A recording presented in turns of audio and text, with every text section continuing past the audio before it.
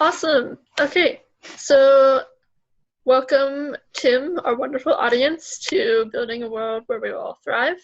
We're just going to go through the session and talk about, and pretty much do the session, and then also talk a little bit about what it's going to be like to be presenting the session to participants. So I guess we'll launch into it if everything's working out okay. So this will happen right after the Our Dreams and Our Reality section. So we just spent some time examining our dreams compared to our reality and mapped out what we dream of and what we're up against and what we stand for. So in this module, we're going to connect this work to what we collectively as Seize the Grid dream of, what we're up against, and what we stand for as a movement. The way that our current energy system works, who owns it and who profits from it, is exploiting our communities, making our friends, neighbors, and families sick. By mapping out the basics of an energy system, we can see how our grand strategic objective is building to a larger transformation of the system to create a more sustainable, equitable, and democratic communities. We also want to make sure to give credit to our friends at Community Power in Minneapolis, Minnesota for their help with developing this training. And you can see here in the trainer notes, there's more information about the purpose and the objectives of the session that you can totally review when we send this out. Cool.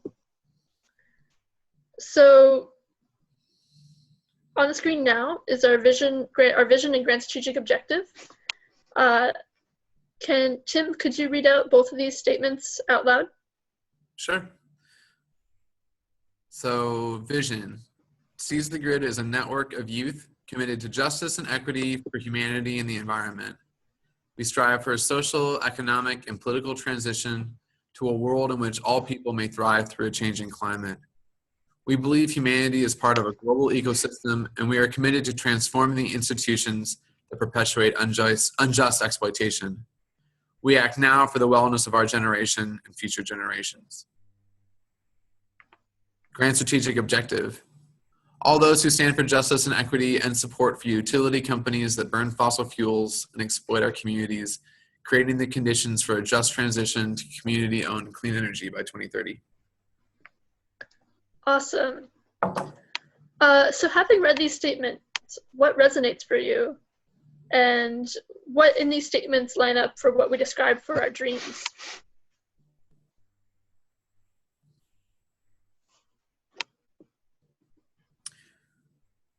Yeah, I'm thinking.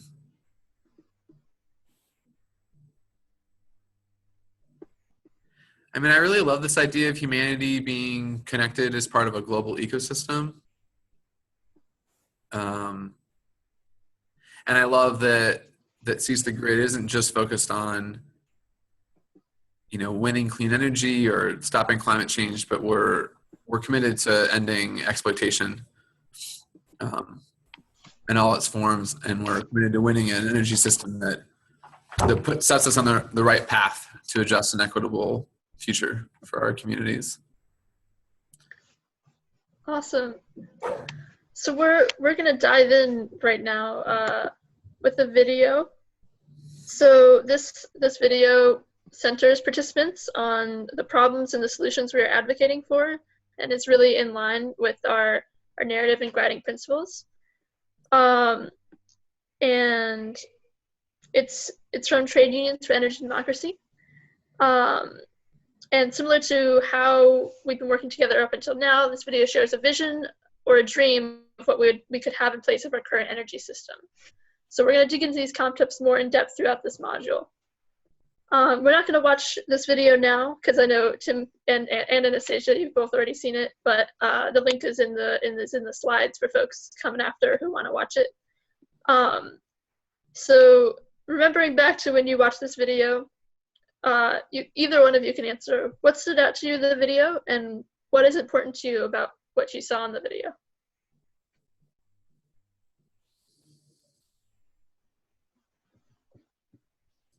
I can share the first time and the couple of times each that I've watched it since. what continually stands out to me about this video is, well, I really love how easy it is to comprehend community-owned clean energy by watching this video. Like for me, I get to see, like, this video does a great job of pointing out how our current energy system is really favoring the corporations, and then it like walks us into like what it could look like if we chose to put communities at the forefront of our energy system. I just think it's a really great way of like getting at that concept. For sure, for sure. I really like how, I think we often think of like the people who work for utility companies and fossil fuel extraction projects and stuff like that as being harmed by like organizing for clean energy. And I think I really appreciate how this video, it was made by a union, and it really frames this as, this is like, it's understandable why people would be anxious about industries changing that they work for, but that a vision of energy democracy, it's bringing health and wealth to communities where we all live and work. And so this, if we're successful in inspiring and manifesting this vision, this is something that conceivably all of us could be excited about and benefit from. Yeah, those are all great points and really strong parts of this video. So using this video as a foundation, we're going to map out our energy system and dive into what we're up against. So before I pass it off to Anastasia, I wanted to pose this question. Does anyone know where we get our energy to power our phones, our lights from? Can anyone name and explain the process used to get it? Particularly Tim. Sure. So where do we get our energy from? Well, I know that more often than not, like electricity is generated at a power plant, and then it comes to us through transmission lines. I'll leave it there. Yeah, transmission. So the power plant and transmission lines. Where is that power for the power plant being generated from? Well, I know that, like, if it's a power plant that uses fossil fuels like oil or gas or coal, the power plant like burns the fuel, and that fuel like heats up water normally, and then that water makes steam, and the steam makes a turbine spin around really fast, and somehow through the magic of science, that spinning turbine produces, I think, electrons, and electrons become our electricity. How am I doing? Yeah, that sounds pretty great. So we're gonna dive even into that even more, but you already know like a ton about how energy is made, clearly. So I'm gonna pass it off to Anastasia if you want to talk a little bit more. And we won't be getting into the level of electrons today, but that's something that I think would be great to look more into.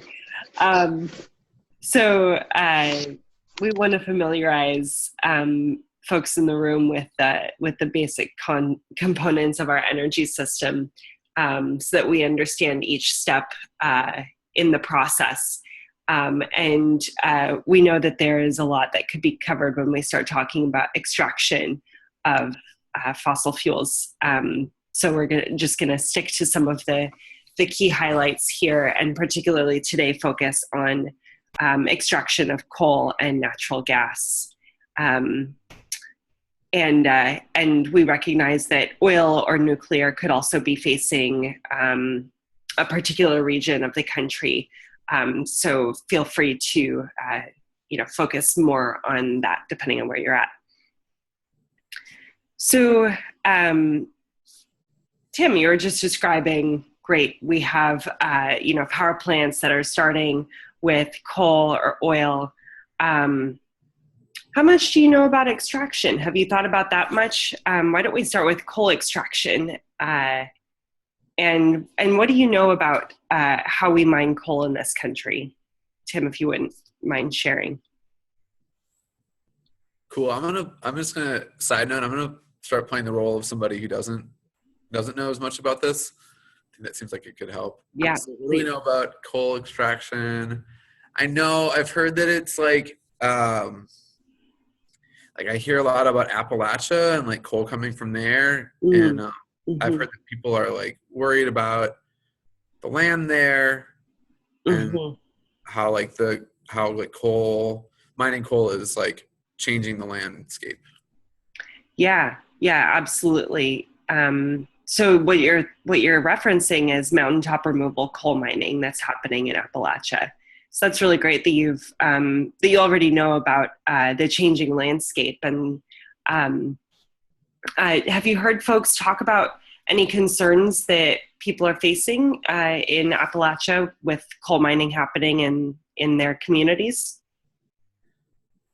Yeah, I think so. I think I saw a documentary once about it.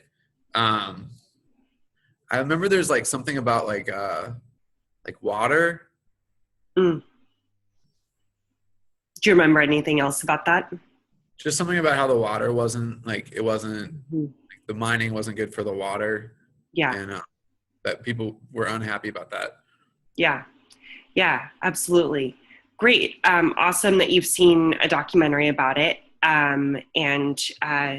So communities in Appalachia for decades have been facing coal mining happening in their region, in their hometowns, and mountaintop coal removal or strip mining is, another form of mining that happens in other parts of the country. It's really dangerous. It's, as Tim referenced, it is destroying the landscape. We're sticking explosives in the sides of mountains and blowing the tops off mountains to get at the coal. This requires, tearing down old growth forests in Appalachia. And as Tim was just referencing, this is really harmful to local communities because you've got a lot of things going on when coal mining is happening, including, the storage of like chemicals that maybe are coming from like coal plants, et cetera. And you've got all of the debris from doing coal mining. It's affecting local waterways and local groundwater that folks are using. It's drinking water, it's bathing water. You're using it to cook with your kids. So it's really, really affecting these communities in Appalachia. Appalachia is also a region that is primarily lower income. Really, the coal industry has taken over all opportunities for jobs in this region. And so you can imagine, with coal mining being the primary jobs in this region, what happens when, the coal companies decide to leave because the resource is no longer there. Or as has happened in the last, 5+ years, coal extraction is becoming even more mechanized. We're using large machines rather than several decades ago, it being primarily workers, going in. So people in Appalachia are losing a lot of jobs as the coal industry decides what to do next. Coal companies are busting unions, laying off workers, while this is a really tough job with a lot of really harsh and inhumane conditions. So you can imagine the more reliant on coal, the more communities in Appalachia and other places in the United States face the impacts of that. So as I described that, Tim, I'd love to hear, what do you notice about who's profiting in this situation and who is not? Who's benefiting from this situation? Yeah, I mean, you said that thing about like how the way that we get coal is changing, and like it doesn't take as many like jobs as it used to. Like that wasn't something that I knew before, but it makes sense. It reminds me of like my friend whose like dad used to work at a factory, but the factory is now automated, and like he retired just in time. But it just feels like the people who like, the people who own the technology and the machines, they're the ones like making money, but like the people in the community that used to work there, like they're not benefiting. And they're also like getting hit by like we were talking about like the water and stuff like that. So like they're not like getting the jobs, and they're also like getting stuck with the effects of the bad effects of the mining nearby. Yeah, great connection, with your friend's dad, and I'm really sorry to hear that was potentially, a big thing that happened in your friend's community. And that story is happening all over our country. These large companies, you're right, the ones with the technology, they're the ones calling the shots. And we're going to notice this again as we look at extraction of natural gas. So why don't we shift to looking at that? And extraction of natural gas, there's a big way that has started happening in the last several years, called hydraulic fracturing, or fracking, as it's commonly known. Tim, is fracking something that you've heard about, something that you're familiar with? Yeah, totally. My friend lives in Pennsylvania, and I know that they've been like doing a lot of organizing there about fracking.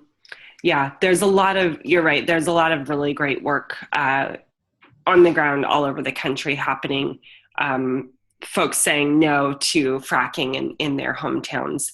Because what's happening, in Pennsylvania and places like Texas and all over our country, is that drilling companies, they're shooting a mixture of water and chemicals and sand through a pipe into the ground. So using a lot of really like harsh chemicals, inserting this at a really high pressure to blast open small openings in the rock, so that the natural gas held can be released. And these chemicals are actually like, there's no real regulation of them. Well, the drilling companies are not required to disclose what chemicals they're using. And you can imagine, if you're going past the groundwater level, that means that the natural gas that's being released and these undisclosed chemicals, those are seeping into groundwater. So again, like we were talking about in Appalachia and other communities that are facing coal mining, where their water is being destroyed, it's no longer drinkable or usable. Same thing's happening in communities facing fracking. Maybe you've seen before, there's been some documentaries, or maybe you've heard your friend in Pennsylvania talk about this. Folks can actually like stick a lighter underneath their kitchen sink faucet when their water is coming out and light their water on fire.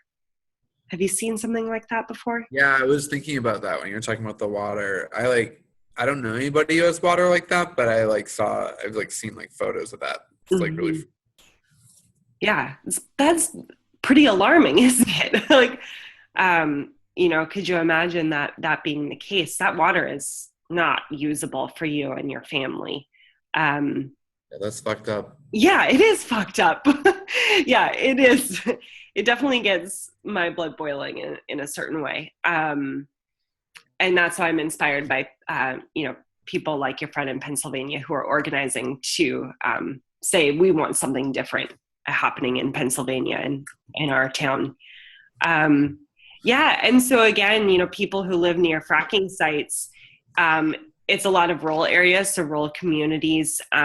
Maybe it might be a lot of like lower income areas, places where people maybe don't have the economic power that's given in our country to really fight against these companies coming in for the resource, the natural gas or the coal.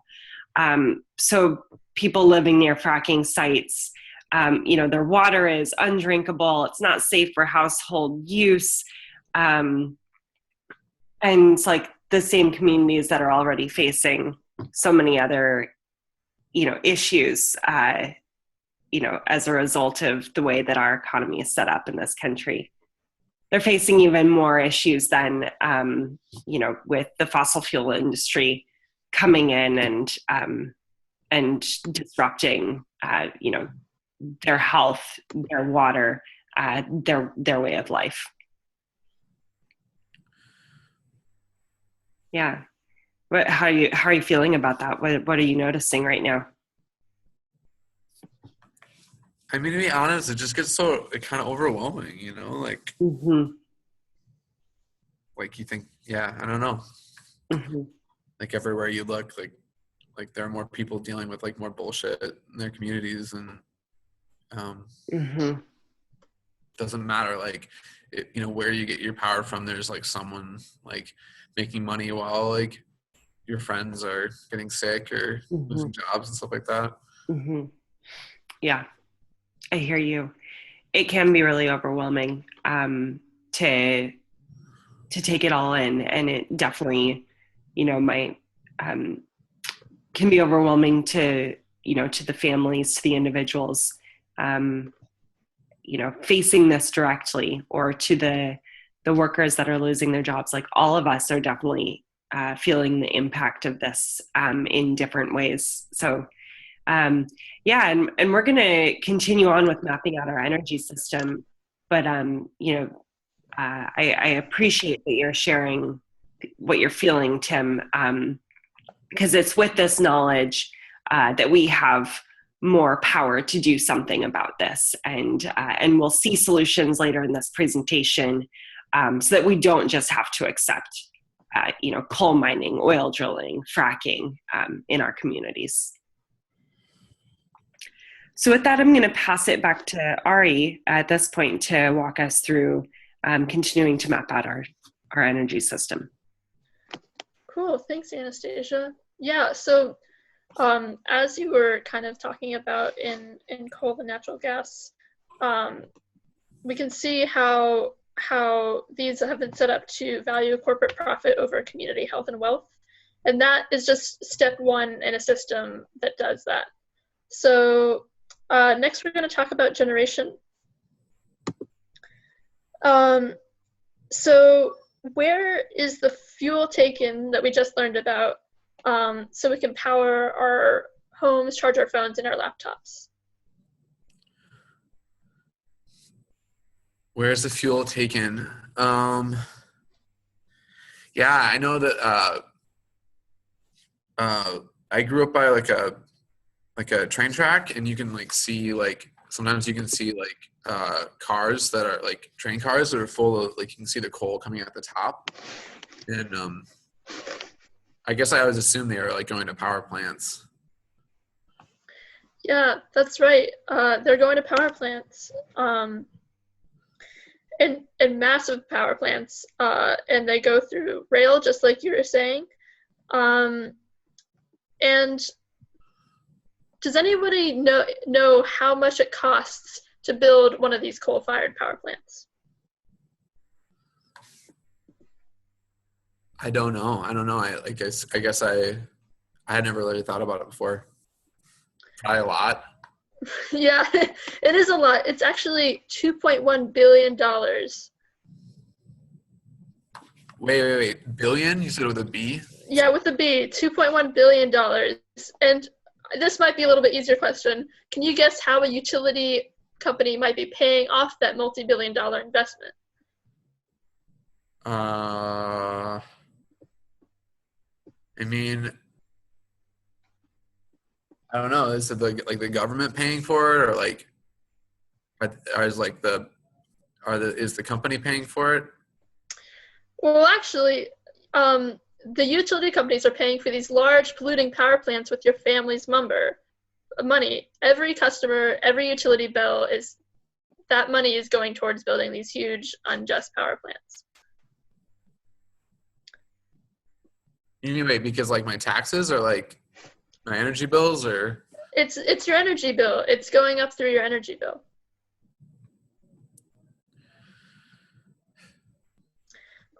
So now we wanted to name a few of the dangers associated with having our energy system centered on these power plants. So can Tim or Anastasia, maybe can you name just like one way that you could see there'd be a danger just having our utilities and our energy centered on these centralized locations? Well, I mean, coal plants often have like really big smokestacks. I've definitely seen those, like, going to visit my grandma in St. Louis. Yeah, I remember actually driving by a coal plant once, and I was asleep. So I didn't grow up in an area where there was a lot of coal plants. And so this was another part of the country. And I was asleep in the back seat of the car, and I remember waking up as we were driving by like one of the larger coal plants in the state. It was like Illinois or Missouri. And I just looked up at this thing, and like I swear, like saw like fire and like just like huge like billowing smoke. It was probably a bit more extreme in my memory, but like definitely like large billowing smokestacks, and I don't think that can be good for anyone to be breathing. I know it kind of like coats the back of my throat, and yeah.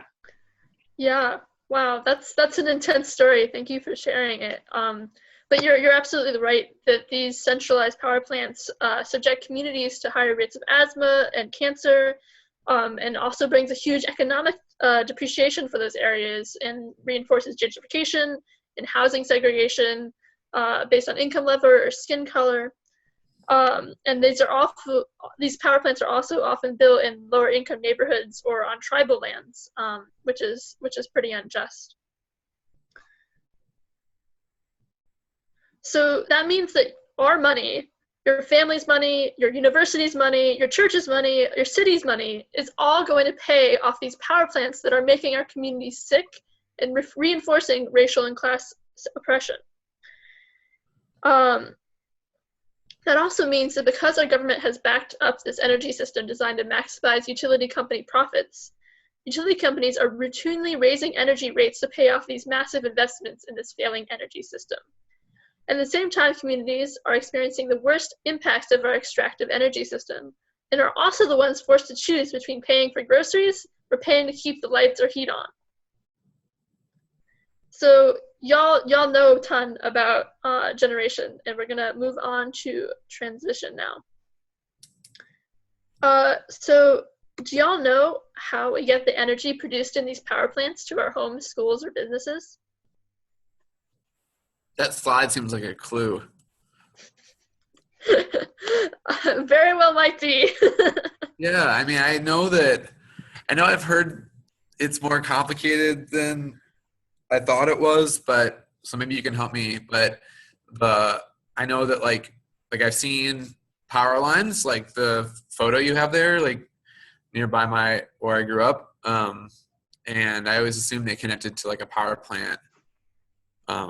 I know there are like other steps though, like it's not just like, yeah, I know that they go through the power lines, but there's more to it than that. Yeah, it is complicated. There's definitely a lot of different kinds of power lines, but thinking about these big power lines here, can you guess how much it costs to build just 1 mile of these big power lines?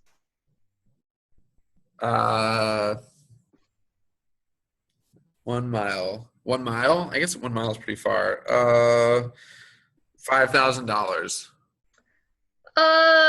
That's a good guess, but going a little bit low, it's actually $1 million. Wow. And I think you'll get to the answer to this question. But who do you think is paying for these transmission lines? This feels like the refrain in a song. Like we are. Yeah, yep. We are. Every utility customer is paying for this infrastructure. So these transmission lines are transmitting very high voltage electricity over long distances, and a lot of that energy is lost along the way.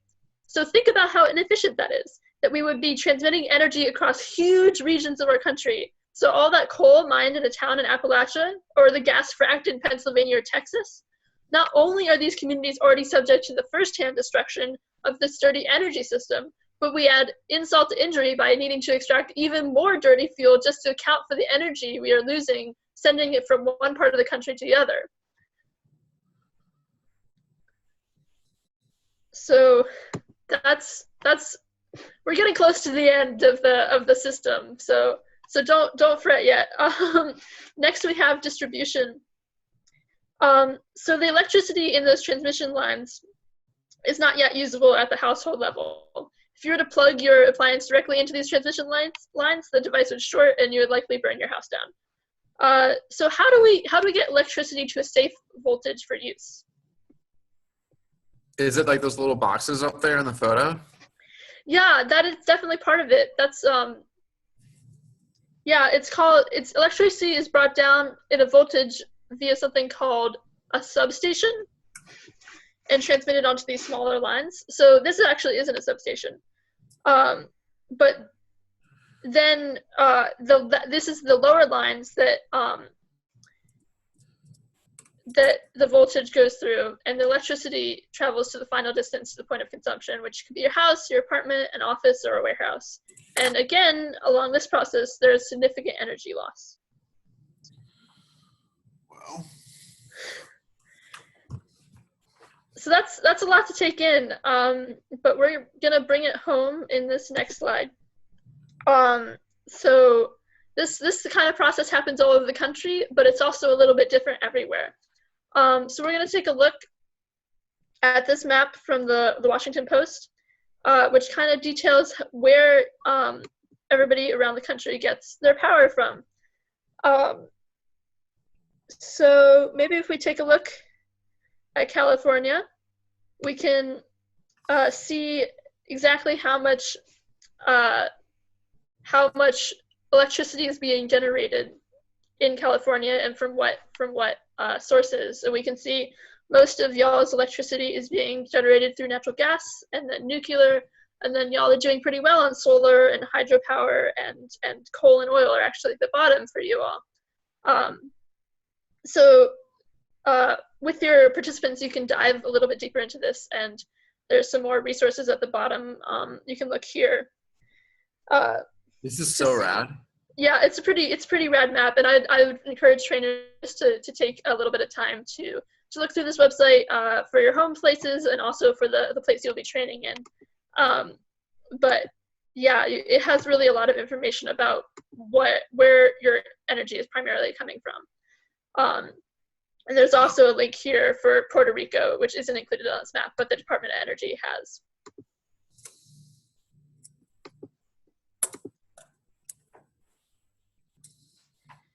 Woof, that's really cool. Yeah, cool. So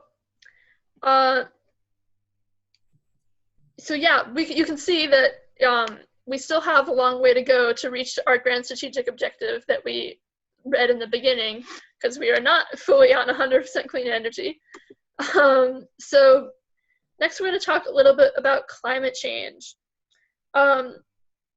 So it's pretty clear, having reviewed the system, that our energy system is set up to keep burning as many fossil fuels as fast as possible.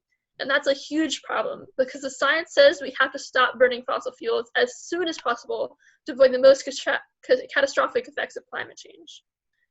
So let's get real for a minute.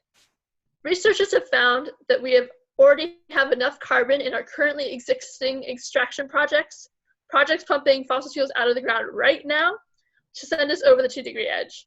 The threshold that scientists say is safe-ish for the planet and our communities. If we want to stay below the 2-degree threshold, we cannot hope in any new fossil fuel projects. And we are already feeling the effects of climate change in our communities today. We see even more devastating droughts that are threatening our water supply and our ability to grow food. Every year, many of us board or evacuate our homes, scared of how this year's unprecedented storm will ravage our lives. We worry as we watch uncontrollable wildfires draw closer. And electricity produces the largest share of greenhouse gas emissions in the United States, about 30% in the United States in 2014. And 67% of our electricity comes from burning fossil fuels. So a just transition to clean energy democracy means working to avoid the most catastrophic effects of a changing climate.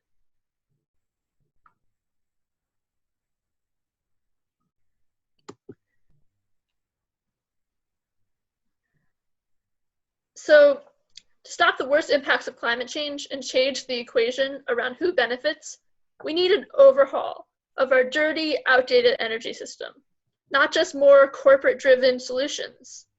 Big investor-owned utility companies and big corporations would have us believe we can solve the climate and energy crisis with massive solar farms overtaking our deserts and wind power shipped in from out of state. In reality, that means more huge natural gas plants and fracking wells going in more communities to back up this flawed approach. That means more profit-driven solutions to make those companies with the big bucks, while our communities continue to experience a drain on our wealth. These false solutions build on an energy system we're already suffering under, and one we just learned about. It is a system which profit takes priority over people, over communities, over our dreams. The choice of profit over people isn't working, and we won't allow it.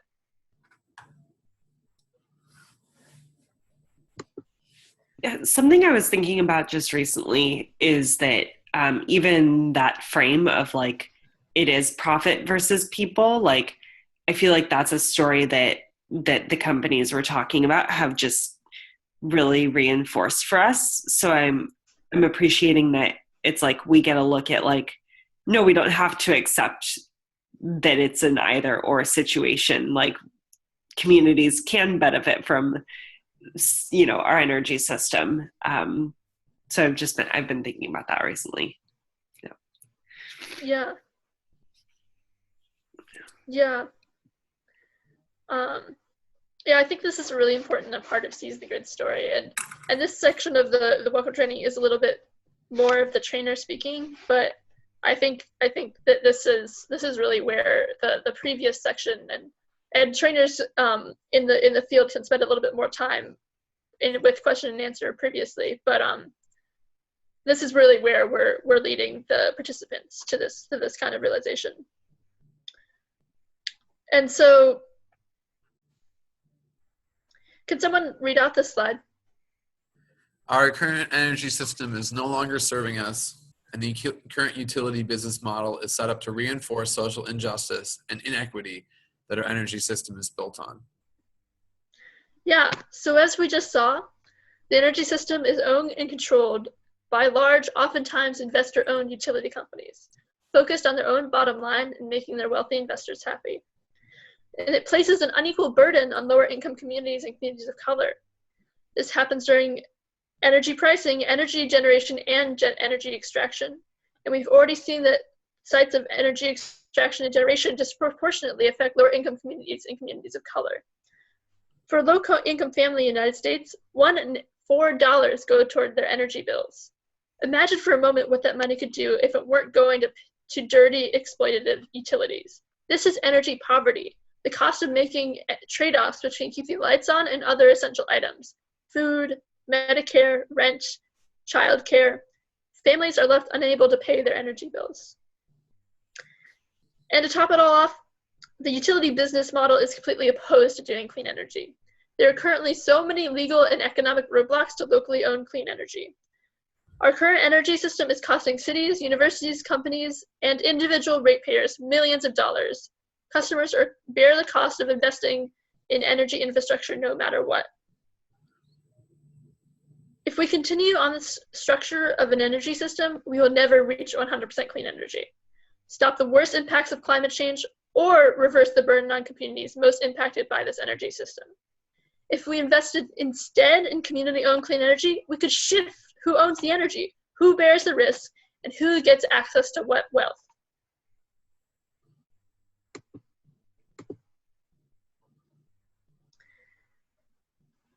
So we're going to shift now and start talking about what we stand for as Seize the Grid. Can someone read this slide out loud for me? Seize the Grid stands for renewable energy that is locally sourced, locally built. We fight so that all energy sources are owned and controlled by communities themselves, not the 1% and not the utilities, and enhance community well-being for all community members. Thanks, Tim. Sometimes our opponents propose false solutions.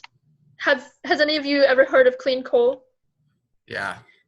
Yeah. Or remember the massive corporate-owned solar and wind farms we talked about just a minute ago? Yep. As we advocate for solutions, we must put justice and equity at the center. What we stand for is often called energy democracy. The Center for Social Inclusion paints this image of energy democracy. Imagine a community, the farmers in the heartland harnessing the wind for clean, reliable power, or an urban neighborhood generating solar energy in a public space that feeds the energy needs of a whole neighborhood. This is a future that is possible today. It's a future of people coming together, solving local, national, and global problems. We call this energy democracy, and it produces solutions for everyone. Energy democracy means that community residents are innovators, planners, and decision makers on how to use and create energy that is local and renewable. By making our energy solutions more democratic, we can make places environmentally healthier, reduce mounting energy costs so that families can take better care of their needs, and help stem the tide of climate change. So that's a pretty cool vision there. I'm going to pass it along to Anastasia to talk a little bit more about what energy democracy means and what the world we envision and what we stand for is. Yeah. So I want to say I also personally love this point in this presentation because we've been talking a lot about the mechanics of how things work. We're like the ideas are starting to come together, and we're about to get into some examples of we talked about the problems that communities are facing. We start to get into examples in a minute of how we put these standards into action and how we do the opposite of what these fossil fuel companies are doing to communities. So I'm enjoying this turning point and the way the ideas come together.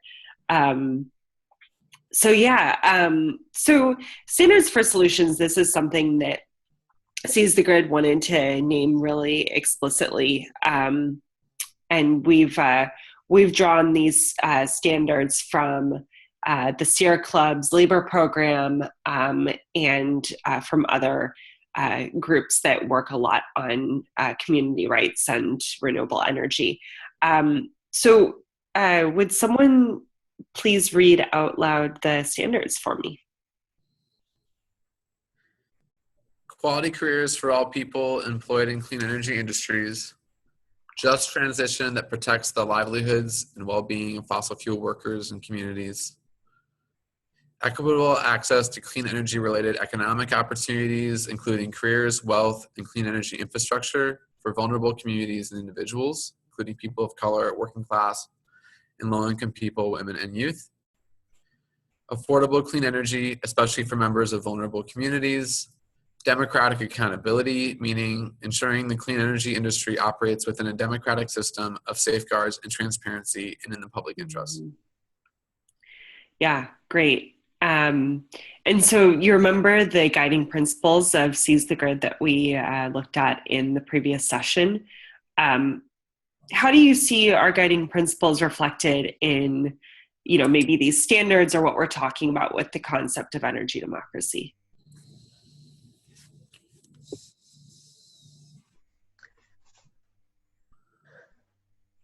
I think there's something in our principles about centering most marginalized and affected communities, and I think that these standards for the solutions really speak to that, which is great. Yeah, absolutely. Thanks for reflecting that.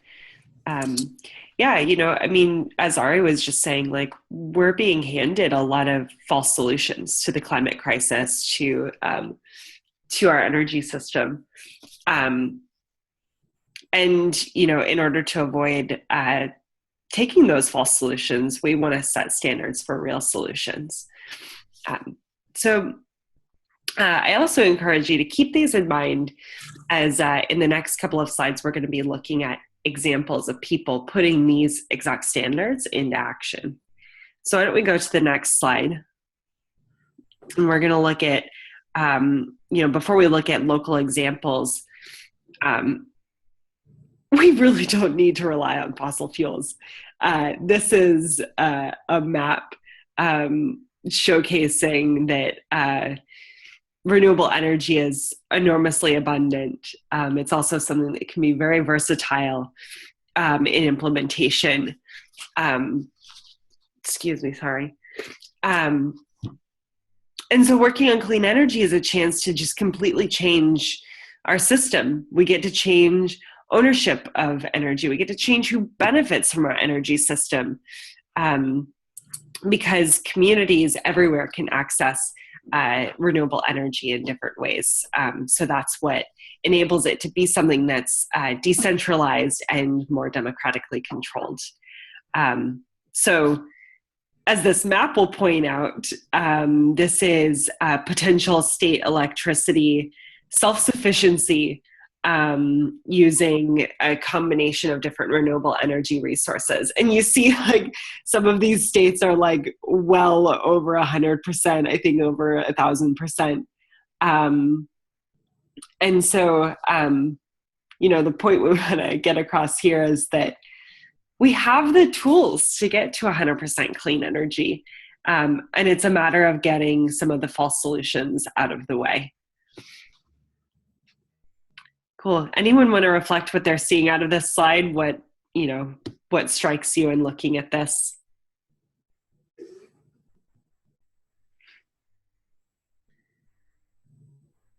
Yeah, I mean, anybody who says that it's like not realistic is just wrong. And either they don't know, or like they're lying to us. Yeah. I'm so glad that you said that, because it points out, like, we have, it is possible. And there's a certain amount of like pushing that's going to be needed to make this possible. Yeah, I think I'm just keep thinking back to that question that we were hammering home during the extraction portion about like who benefits and who profits and who is not benefiting and who doesn't profit. Yeah, totally. Cool. So why don't we start looking at current examples of where people are doing energy justice work or local community-owned clean energy projects. And I get so excited learning about these different examples. And so we're just going to cover 3 here in this presentation today. There are, when you start looking for examples of how communities are taking control of their own energy and the ways that they are benefiting and getting really creative with this, you will discover pockets all over the country and even all over the world where people are doing this. So again, we're only providing 3 examples, but there are so many different places where people are really already doing this. So what I'm going to have us do here is that I'm going to ask one person to read each of these different slides about examples of energy justice work. And as we read these slides out loud, consider, what do you find impressive about what these communities are doing? And what inspires you about what you're seeing in their work, and relating this back to some of the other concepts that we've covered so far.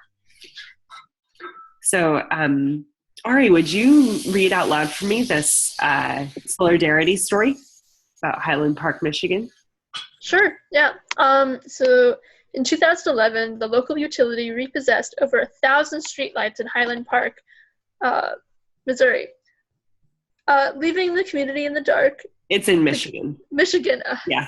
Gotta get those state codes. Michigan. leaving the community in the dark. The community has suffered blackouts, massive floods, high energy bills, and loss of basic services.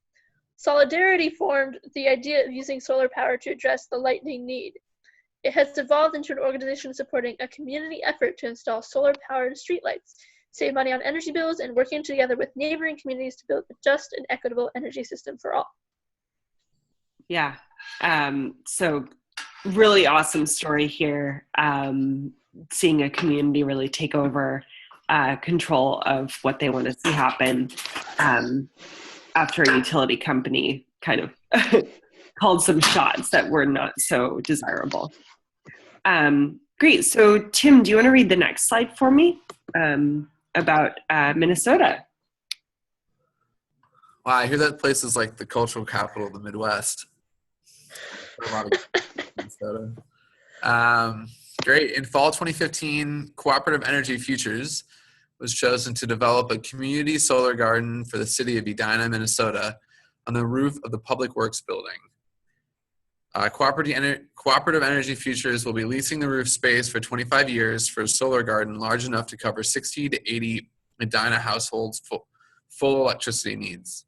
This project will allow Edina residents to reduce their monthly energy costs and have stable long-term electricity rates by subscribing for solar power produced at the community solar garden at the Edina Public Works building. Yeah. So this is, yeah, I get so excited about this. Like, oh my God, like a solar array on like one building in town, and like different people in the community can subscribe to it and be getting their energy from that. Cool. So we have one more example to cover. Ari, would you read this one out loud for me? Sure. The Black Mesa Water Coalition, a Native American environmental justice organization, is leading the Just Transition Initiative in Arizona. This area, which is sacred to the Navajo and Hopi cultures, has been impacted by coal mining and coal-fired power plants. BMWC is organizing to hold Peabody Coal accountable. At the same time, it is working to replace the coal-fired power plants with a large-scale community-owned solar project.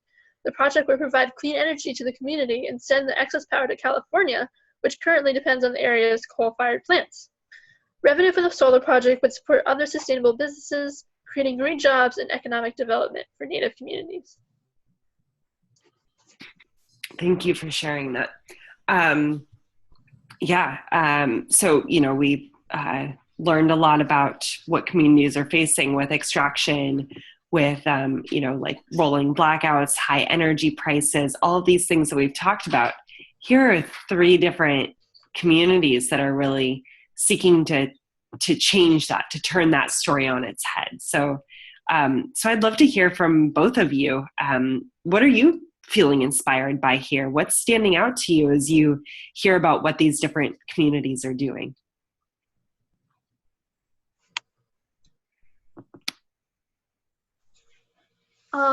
I think for me, the things that are sticking out are like these communities like see like a huge problem in like each of their communities, and then the work that they do to fix the problem not only like fixes the problem, but like makes their lives better than what it was in the beginning.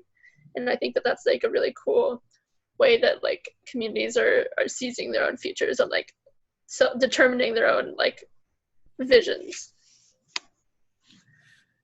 Yeah, I particularly love this last one. I think like a lot of folks who didn't grow up in an Indigenous community, I've learned so much from the No DAPL organizing going on, just in the ways that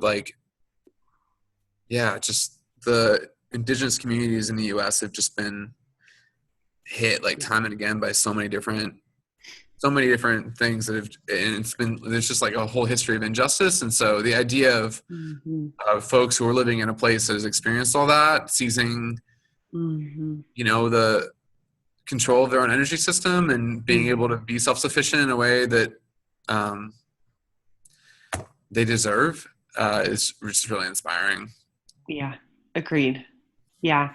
And, I'm so glad that you pulled that out, and I definitely like resonate a lot with that like inspiration from folks like Black Mesa Water Coalition or the many, many communities that have come together for the No DAPL protests. And I also want to like lift up that, in places like Kentucky, the heart of coal country, there's like groups like Kentuckians for the Commonwealth that are organizing to, take what's been a historically like coal heavy region, the coal industry calling the shots, and they're looking at how do we change our future to be about clean energy projects that very similar to this Black Mesa Water Coalition example. It's like, how do we do projects that are also supporting other sustainable businesses and like creating green jobs, and that it's fueling more economic development in these areas that have been, as you said, just like ravaged or faced so much from our current very extractive energy system. So I love seeing those like threads woven throughout a lot of different places in the country. Yeah. Cool. And I think just one note for trainers is if you know about really cool energy justice work happening where you're training, please bring that into the training. These are all great examples, but local work can be really, really impactful as well. Yeah, and also that trainers can also ask participants, like, if there is an example that they've heard of. So like Tim, you brought in like No DAPL, like, but you could actually like ask people like, hey, have you heard of any local energy projects in like your state or another state that you want to lift up here?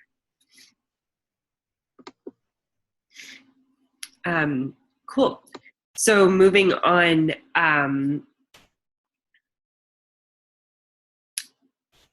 you can really Seize the Grid is, we are a grassroots movement, and we are committed to justice, equity, and 100% clean energy transition. Taking the lead from communities like the ones we just looked at, we believe that we can harness people power to transform our energy system to be owned by and benefiting the communities it serves. And our way of doing that is building this movement. So if you go to the next slide, I think the one last piece that I'll point out that's very relevant to looking at our grand strategic objective and what we stand for as Seize the Grid is that as we build a movement and we're shifting public opinion and polarizing people around this issue of how we get our energy, who should own it, and supporting community-owned clean energy rather than fossil utility companies still burning fossil fuels. I want to point out it's like, just like we saw in these examples, that our campuses, our cities, or any other institution, churches, community centers, we can choose justice and equity in our approach to clean energy. And that is what we are saying. We stand for that and nothing less. And so we've seen that it is possible and people are already doing it. And it needs to happen at a faster rate and on a wider scale. So great. As we come into wrapping up this session, it's a great chance to bring participants back to the grand strategic objective and centering that, as we just looked at a lot of like larger concepts. Tim, would you read out loud this strategic objective for me? Yeah, all those who stand for justice and equity and support for utility companies that burn fossil fuels and exploit our communities, creating the conditions for a just transition to community-owned clean energy by 2030. Cool. So at this point, trainers would be breaking people into silent reflection, and they would have 5 minutes to journal about what they learned in this module. And we have some prompting questions for them that you'll find in the facilitator's guide. How are you and your community affected by our unjust energy system? How could our communities change for the better if we achieved our grand strategic objective? And so to trainers, feel free to incorporate another question or modify these based on how the conversation has gone throughout the training. The whole point here is to bring participants back to connecting everything they just learned to the grand strategic objective and achieving that. So then after 5 minutes, we'd have folks come back and share out a few answers in response to the guiding questions. So I don't know if either of you want to reflect and share how could our communities change for the better if we achieved this strategic objective?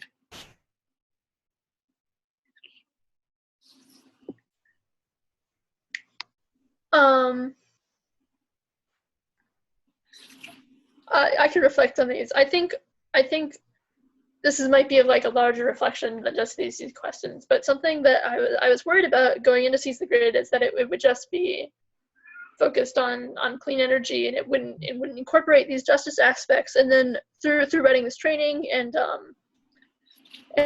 really diving into Seize the Grid work, I've been able to see that like the connections. There are so many connections between justice work and clean energy and work, and that they're in fact the same thing.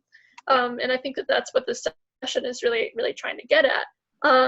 So I think there's so many ways that my communities could change for the better if we achieved our grand strategic objective. And I think that the energy system is just another one of the systems that serves to oppress us, and this is a way in which we can change that system to be one that serves us and even uplifts our communities. Yeah, thanks for that reflection. I resonate a lot with that.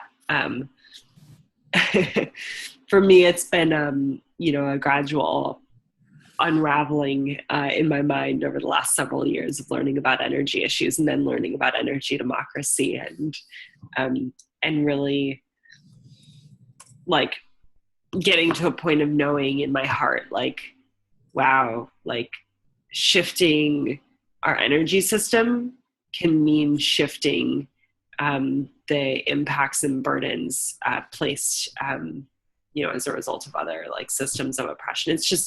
It's all so interconnected, and I appreciate that you can bring that lens to clean energy, and that's the lens that's needed.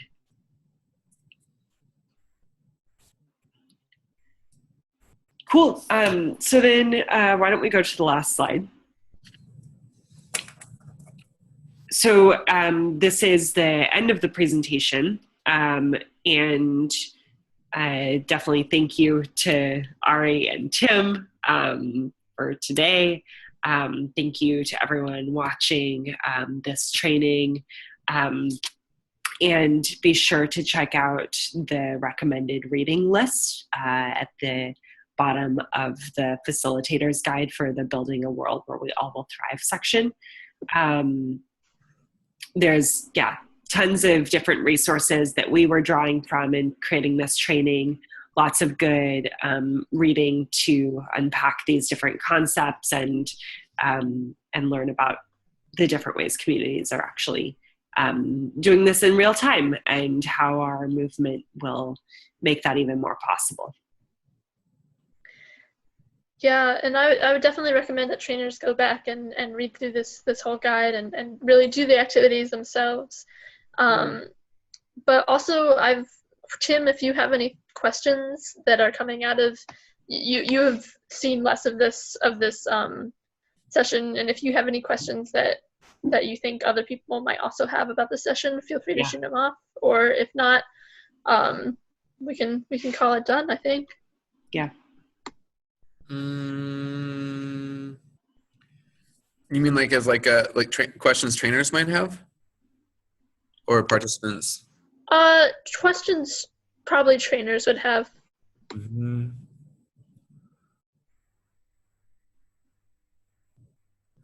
Nothing's coming up, but I guess one thing I I want us all to hold, and trainers and participants both, is that I could imagine like folks like watching this and being like, wow, I need to like be an expert on the energy system. And Yeah. I just want to name that that's like a normal reaction, and yet none of us are experts, and we don't need to be experts to stand up for what's right. Yeah. So I want to like encourage folks to invest in learning in ways that feel good, and also know that you don't need to master this whole thing before you give this training. Yeah, absolutely. And that's a great lesson for participants as well. Love that you're pulling it out for the trainers, and participants may end up feeling like, oh God, I need to stop organizing and go and start a solar co-op, which is totally fine if that is their calling. I totally support that. And, this is going to take all of us, and we will learn along the way too.